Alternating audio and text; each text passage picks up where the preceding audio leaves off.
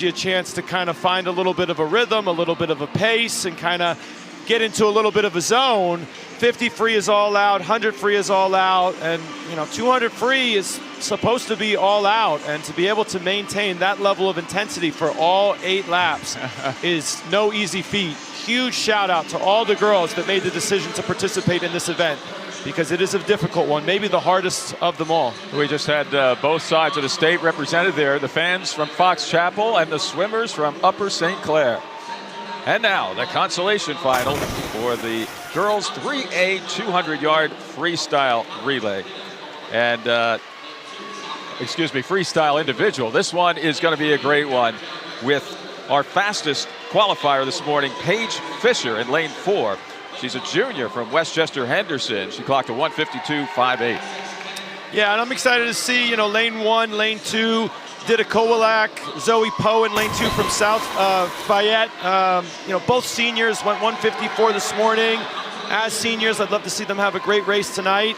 And then certainly look at the middle of the pool, lanes 3, 4, 5, McNamara, Fisher, Bacu, Skyme, all strong swimmers, went 1:52, 1:53 respectively this morning. Can anybody go 1:51 to really set the tone for this 200 free B final tonight? Absolutely, Jim. The only 2 seniors in the pool right now are at the top of your screen, lanes 1 and 2. That's Dita Kowalik and Zoe Poe. Kowalik of State College and Poe of South Fayette. See if they show a little senior leadership out there, and they're keeping right up with the pace here. Although lanes 3 and 4 are starting to widen it out a little bit. Elizabeth McNamara in 3 for Downingtown West, a sophomore, and Paige Fisher in lane 4, Westchester Henderson, a junior. Yeah, and Paige Fisher going 1:52.58, a great time this morning. Claire Bacu from North Allegheny going 1:52.93. They were the only 2 girls to break a 1:53 in this first heat. And you can see them kind of pacing each other. Lanes 3, 4, 5, all kind of hanging in there through the first 4 laps. But ultimately, it's all about the second 100. This is where you're going to make your move. Lap number 5 is where you start to pick it up. And then the question is, can you maintain that intensity and continue to ramp it up the remainder of the race through? Halfway through, Fisher is the only one under 54 with a 53.77 and a 28.04 time split in lane 4.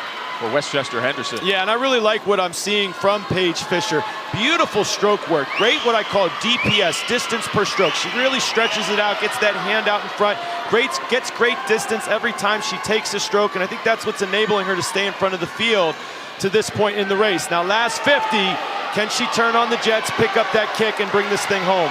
Not quite a body length of a lead, as lane 3's Elizabeth McNamara is not allowing that to happen so far. Yeah, absolutely. Lane 3, lane 5, Bacu hanging in there tight as well. But ultimately, it's looking like Paige Fisher was the first into that turn. Can she hold on? Watch out, here comes Claire Bacu from North Allegheny trying to make a move. Saving it up, and Bacu does get it with a split of 28.01, the only one in the 28s, a 1:51.21 overall for first place. Does it on the final lap. Just edging out Fisher with a 1:51.55. Third place, McNamara.